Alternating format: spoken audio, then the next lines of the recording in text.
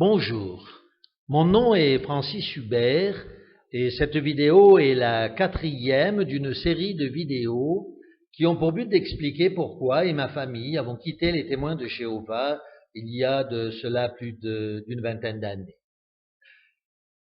Lors de notre dernière vidéo, nous avons abordé le chapitre intitulé « Dérive sur le livre Assurez-vous de toutes choses » et nous avons réfuté quelques versets cités hors contexte par l'organisation des témoins de Jéhovah en vue de tenter de démontrer que Jésus aurait pris son royaume en 1914.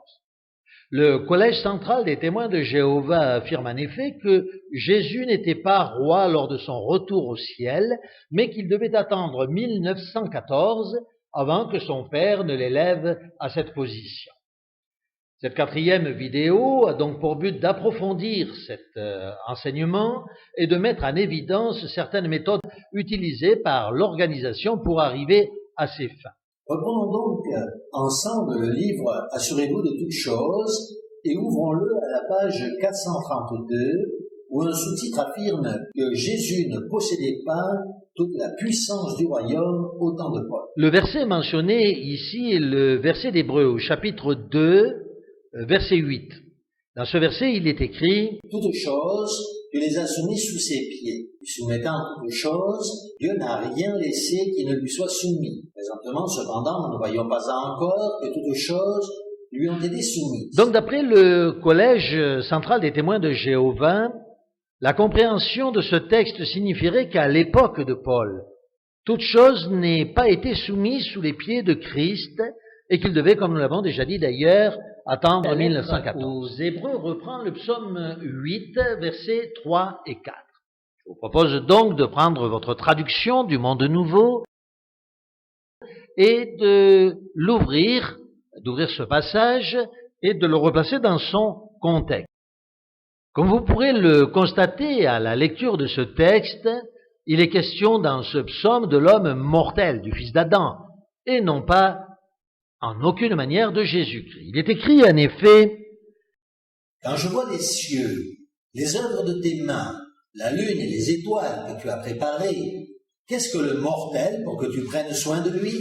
Et le Fils de l'homme tiré du sol pour que tu t'occupes de lui? Tu t'es également mis à le faire de peu inférieur à ceux qui sont de condition divine. Et de gloire et de splendeur, tu l'as alors couronné. Tu le fais dominer sur les œuvres de tes mains. Tu as tout mis sous ses pieds. Petits bétail, ses bœufs, eux tous, et aussi les bêtes de la campagne, les oiseaux du ciel et les poissons de la mer. » Alors si vous avez été enseigné par les témoins de Jéhovah, peut-être me rétorquerez-vous, oui, mais il est question de Jésus parce que Jésus est appelé le Fils de l'homme dans les Saintes Écritures. Et c'est vrai. C'est vrai que Jésus est appelé le Fils de l'homme. C'est vrai que Jésus est venu comme un humain. C'est vrai qu'il est venu pour effacer nos péchés. Mais ici, il n'est pas question de Jésus-Christ. Il est bel et bien question de l'homme mortel. Premièrement, Jésus n'a pas été tiré du sol, et surtout maintenir qu'il serait question de Jésus-Christ dans ce texte serait un blasphème. En effet, comment pourrait-on lire sous la direction du Saint-Esprit « Quand je vois les cieux, œuvre de ta main, la lune et les étoiles que tu as préparées, qu'est-ce que Jésus-Christ pour que tu prennes soin de lui ?» Alors que le Christ a créé toutes choses, que toutes choses ont été créées pour lui, qu'il est la cause première même de toute la création. Il est donc bel et bien question dans ce verset de l'homme mortel et non pas de Jésus-Christ. C'est de l'homme en général et non pas du Christ dont il est écrit « Qu'est-ce que l'homme pour que tu te souviennes de lui et le Fils de l'homme pour que tu prennes soin de lui ?» Tu lui as donné la domination sur les œuvres de tes mains et tu as tout mis sous ses pieds, les brebis comme les bœufs. Après cette clarification, 4 questions viennent à l'esprit. Premièrement, puisque Hébreux 2.8 n'est qu'une citation du psaume 8 et qu'il y ait question de l'homme mortel et non pas du Christ, pourquoi vouloir faire avaler au lecteur qu'il s'agirait ici de Jésus-Christ?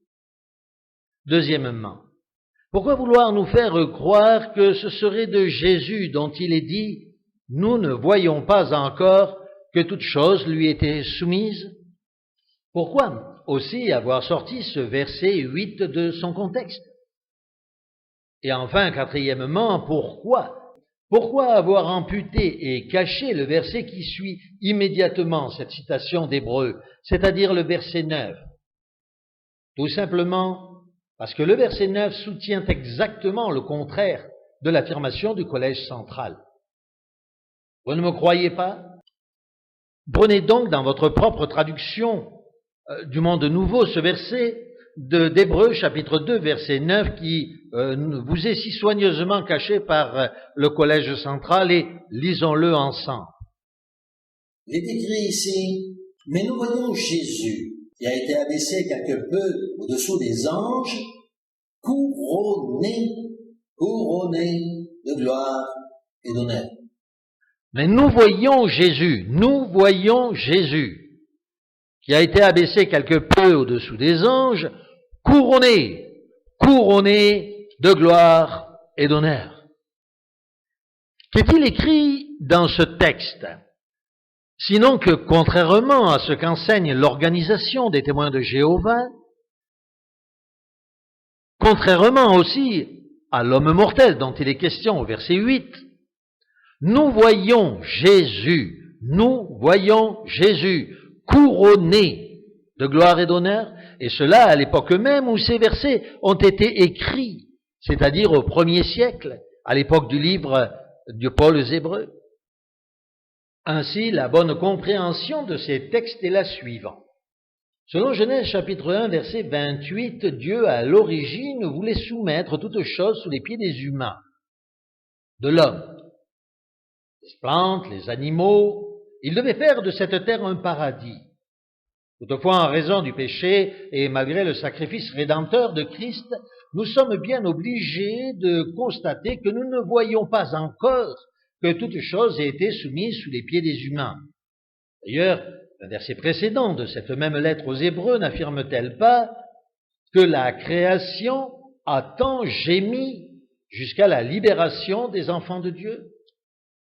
Mais par la foi, nous voyons déjà que cette prophétie se réalisera immanquablement. Nous avons cette espérance parce que nous pouvons voir notre modèle, Jésus-Christ, qui s'est fait homme, qui a été homme, dès à présent couronné de gloire et d'honneur, dominé sur sa création. Oui, Jésus-Christ est donc bien roi, et sa royauté nous procure l'espérance de la domination à venir de l'homme sur toute chair. Une fois de plus, cette vidéo démontre que aucun des versets bibliques mentionnés dans ce livre, assurez-vous de toute chose par l'organisation des témoins de Jéhovah, n'est en mesure d'être utilisé pour démontrer que Jésus aurait, soi-disant, pris son royaume en 1914. Bien au contraire, le texte d'Hébreux, chapitre 2, versets 8 et 9, que nous venons de lire, et qui a été cité par l'organisation des témoins de Jéhovah pour arriver à son objectif, ce texte, au contraire, démontre que Jésus était déjà couronné de gloire et d'honneur à l'époque même où ce texte a été écrit. Ainsi, contrairement aux témoins de Jéhovah, la parole de Dieu affirme que Jésus est assis à la droite de son Père en qualité de roi, sur un trône éternel, dans les cieux, attendant seulement que ses derniers ennemis soient soumis sous ses pieds. Et bien sûr, le dernier ennemi, comme nous l'avons déjà démontré dans une cassette précédente, c'est la mort qui bien sûr n'a pas été soumise sous les pieds de Jésus en 1914. C'est pourquoi, immédiatement après sa résurrection, Jésus a pu affirmer avec vigueur, sans réserve, Tout pouvoir m'a été donné au ciel et sur la terre. Tout pouvoir m'a été donné au ciel et sur la terre.